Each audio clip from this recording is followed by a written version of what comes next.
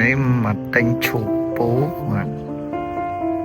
នៅតាមផ្លូវមកផ្ទះនេះបងប្អូន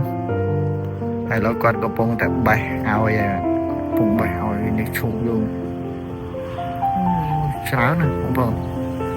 ផ្លែធំឈូកធម្មជាតិតាមធម្មជាតិមកបាទចំការគាត់ធំ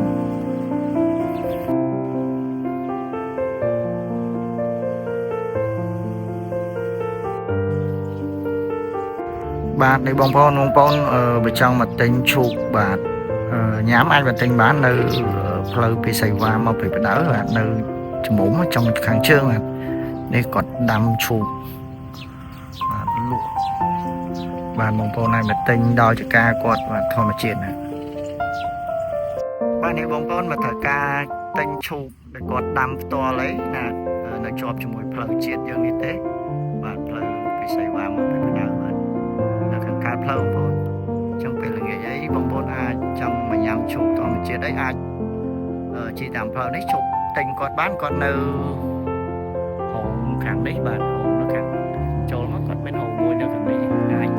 ដើរមកសួរគាត់នៅនឹងបាន